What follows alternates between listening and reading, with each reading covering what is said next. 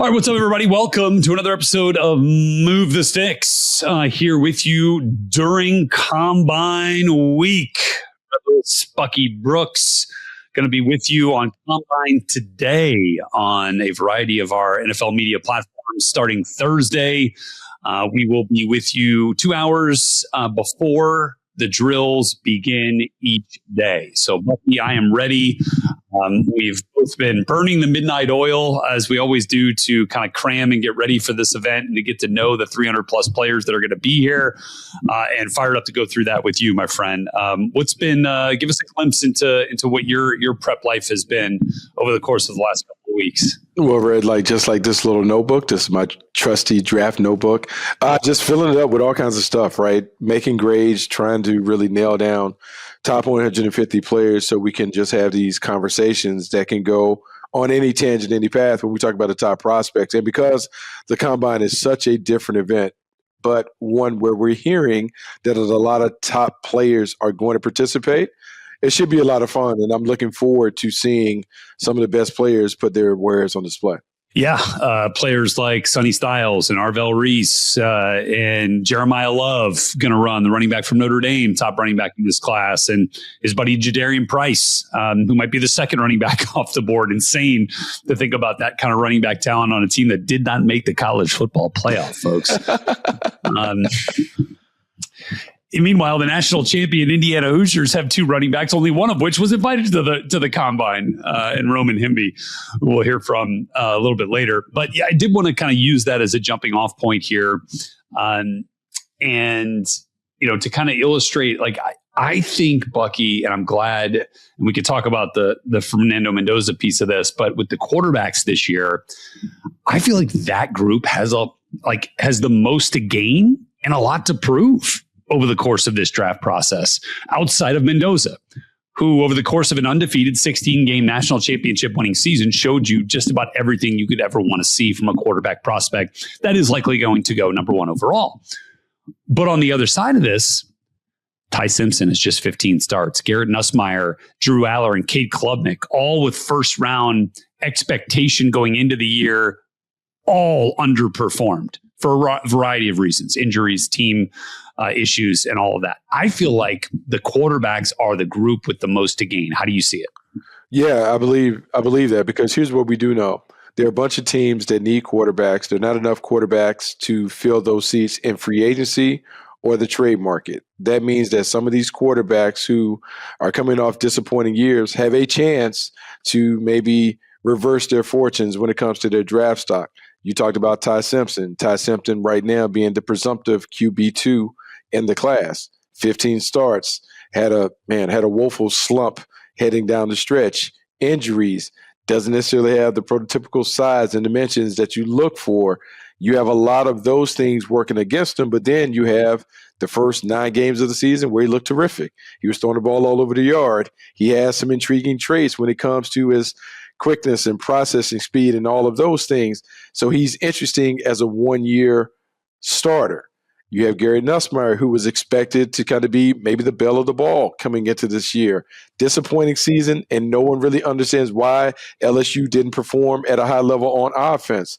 Carson Beck, someone who has played a ton of games, led his team to the national championship game, but there are a lot of questions that still are surrounding his game. And then Drew Aller from Penn State, a guy that physically, if he walks through the door, he is exactly what the prototypical franchise quarterback is supposed to look like, but very pedestrian numbers, disappointed in the clutch when he had his chance in the semifinals a year ago, didn't necessarily improve upon that. The questions with quarterbacks are there, but all it takes is a nice throwing exhibition, a nice set of interviews to change the narrative. And at what I will point to, and I did this in talking about Drew Aller, when you look at Tyler Shutt, the momentum that Tyler Shutt created, not only from Senior Bowl on, but a lot of the conversation coming out of the Combine where he elected to throw the ball all over the yard. So some people will have a chance to help themselves by the way they handle the 4-day event in Indianapolis. All right, so here's a name that you and I have talked about a little bit, but one that I think will stand to benefit from the combine performance in the way that Shuck did, both running and throwing. Luke Altmaier at Illinois. Yeah, you said it before. Yeah, we talked about that before. I forget where, but I think he's one that has more athleticism that I think probably showed that people realize maybe, and I think he's going to ace the interviews with coaches in the room as they've kind of joined the process right now that the season's really over, especially the ones that were playing into the playoffs and all that.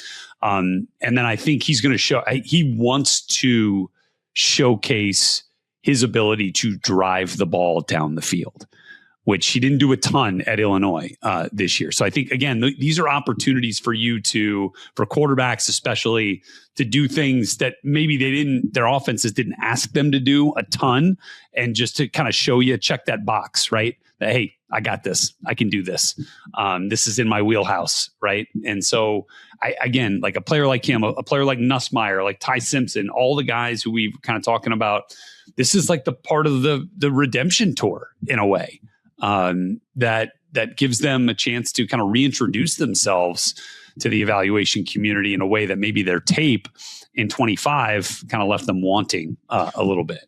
Yeah, no, this is really fascinating. And so when you talk about Altmaier coming off Senior Bowl, coming off of a solid performance there, being able to be talked about, having the endorsement of the coaches back at Illinois, talking positively about his ability to handle volume and the leadership ability and those things.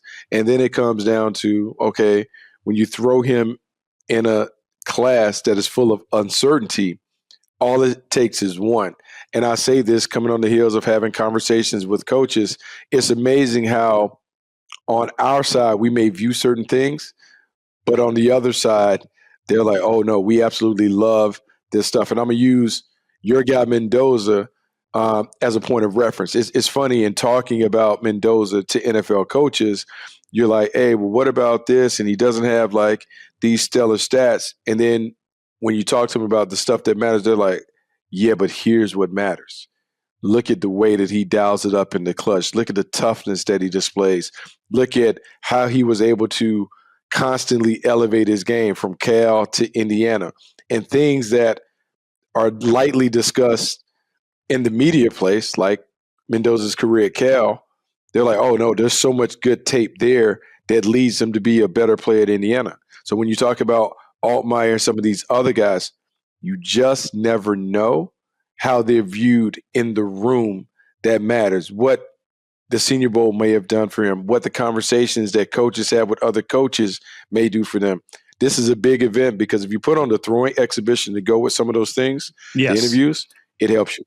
Yeah. Now, Fernando Mendoza, perceived number 1 overall pick, number 1 player in this draft from DJ's top 50 ranking, from your quarterback positional rankings, Bucky. Best player in college football this year, Heisman Trophy winner. He's not throwing at the combine. Big deal, no big deal.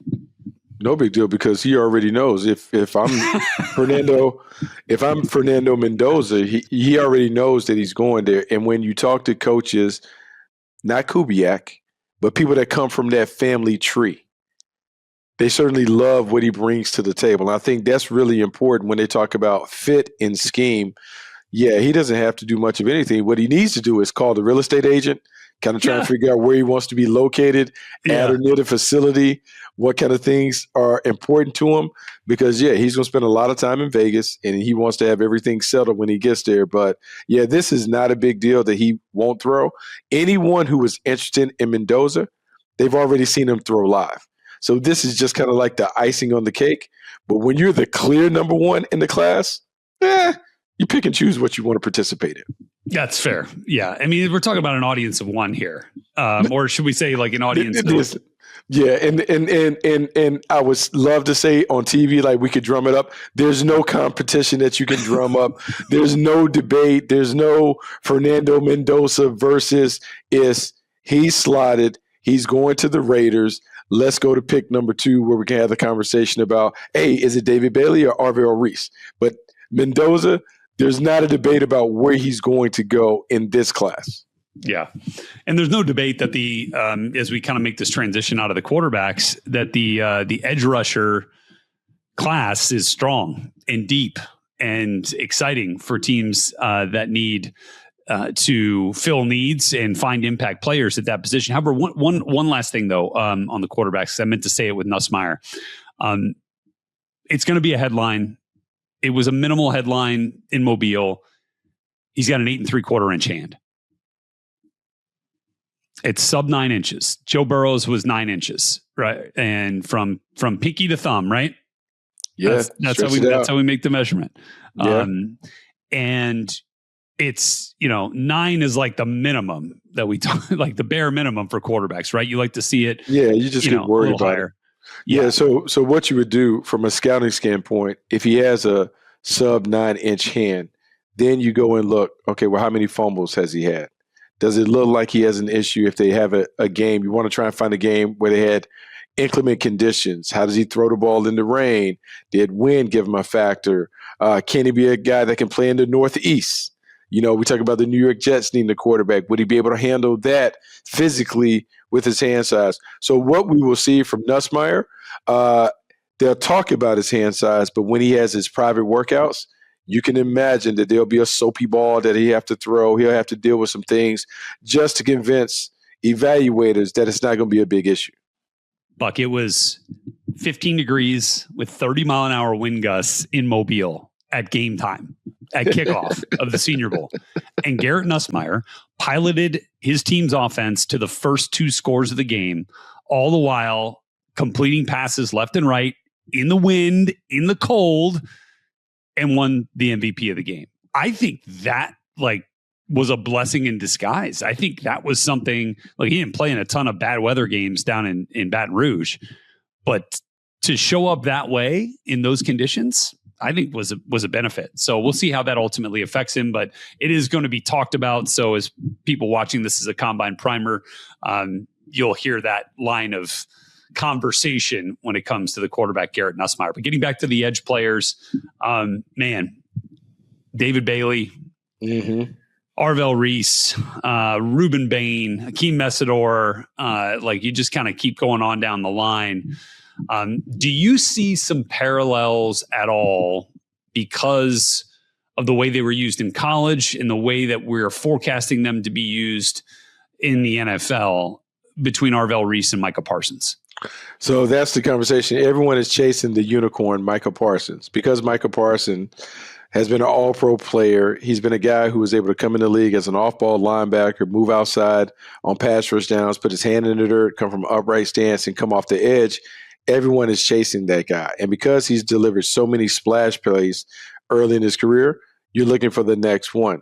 In Arvell Reese, you have a freak athlete, a guy who literally is only a one-year starter at Ohio State, has limited experience, but has unbelievable natural tools for the position.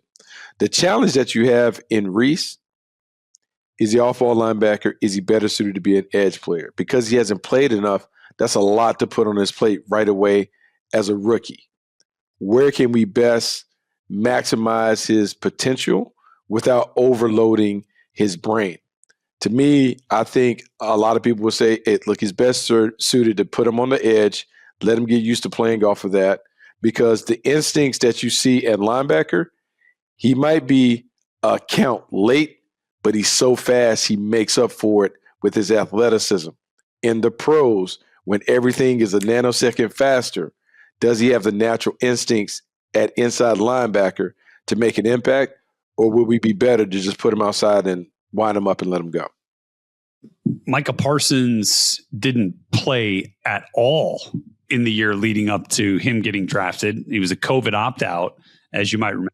And, he rushed around a little bit at Penn State, but was mostly an off-ball backer. And that's how he began his career with the Cowboys. But you noted it in training camp that year. He and Dan Quinn would sit and work on pass rush moves after practice. And the other part, he was a defensive end in high school. So he was a defensive end in Harrisburg in high school. So it wasn't the first time that he'd done it, but you're right, because we were there at training camp. Dan Quinn every day. Micah Parsons off to the side, pre-practice, in the middle of practice, pass rush moves. Yeah, there's going to be some intrigue and some comparisons, some parallels. I bet if you asked Dan Quinn again, if he went and looked at Arvell Reese, would he try and find the same formula where like you give him more time to refine as a pass rusher rather than throwing him out there and just allowing him to, asking him to win, because he's not refined in that part of his game either. Rather than just running him out there and letting him try to win with athleticism, say like, okay, we're going to help you develop a plan of attack when you're rushing the passer. All the while, we're going to let you, go find the ball and make plays at the second level of the defense. So I think there's a case to be made on both sides. I think ultimately, obviously, it depends on where he ends up and how that coaching staff, sees best fit to utilize that plan. What else are you kind of looking forward to when we talk about position groups getting out here and running at the combine? Well, you talked about him.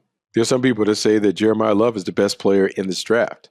And it's a position where we don't often talk about the running back being the number one player. So he has said that he's going to work out and he's going to run. I think you want to see how special is he? Is he Saquon Barkley special? Is he Bijan Robinson special? Where does he fall in that list of runners that have come off the board in the top 10? Because there's a sweet spot for him to come off the board. And I would say that sweet spot is 8 and 9. The New Orleans Saints, Kellen Moore, what they can do now that they're saying, hey, we feel really good about Tyler Sherrill. How can we support him? Alvin Kamara is in the building, but can they create a situation like Detroit has with 2 running backs that can do a bunch of different things, make the load light on the quarterback? Or Kansas City Chiefs, Patrick Mahomes coming off the ACL, Eric Bieniemy taking over as the offensive coordinator. Does he go there? To me, how he works out, not running, but catching the ball, ultimately determines how the imagination runs wild for those 2 teams. All right, it's time for Hot or Not, brought to you by Wasabi Hot Cloud Storage. And DJ's second run at the top 50 list has generated some commentary. There's some movement there. And again, this is for all the people who love to snap judgment on things and take to social media to voice outrage over lists and rankings. This is a part of the process, right? By the time that first one comes out, all 500 players are not going to be evaluated at the same time, right? You're trying to get the best 50 out there, put them on that list, and then you go back and you're watching tape of everybody. This, again, according to DJ, this is part of his plan. He goes back and uses the combine as like that next big mile marker, gets 300 names done essentially ahead of the combine to be ready to talk about them, then can better place guys for the top 50 prospect list, which now features a newcomer. And a couple of newcomers, one of which was Zion Young, who debuts at number 47 on this list. But how about our boy Omar Cooper from down the road in Bloomington, Indiana, wide receiver for the Hoosiers, who debuts at number 19. So goes from off the list up to 19 once DJ was able to watch the tape on him. I remember he called me right after he watched him, was still watching Omar, and was like, I'm an Omar Cooper fan. I was like, yeah, bud, so am I. I've been an Omar Cooper fan for a long time now. Come join the club. The water is warm over here. Come on in. And look, again, I just wanted to say that because it illustrates how the process works. It's not that Omar Cooper suddenly became the 19th best player. It's that the evaluation piece became a little bit more clear and easier to place. And he is clearly a top 50 player. DJ has him as a top 20 player. Bucky, to me, that's a first round pick right there. Yeah, no, it's interesting to hear DJ talk about that. Omar Cooper, to me, and I wrote down, he's a pro. And when I look at him, crafty route runner, smooth and fluid, polished route runner, and you knew this playing position. I think the best traits that he has, his patience and his discipline as a route runner. Just really, really good at understanding what he needs to do to get open versus the coverage that he's facing. Not explosive, not dynamic, but I think he's steady, reliable, just a chain mover. Now, on the other side, people will say, like, hey, he only has 4 100-yard games in his career. 19 starts, 22 touchdowns, though. To me, he's supernatural as a complement opposite a dominant number 1 receiver.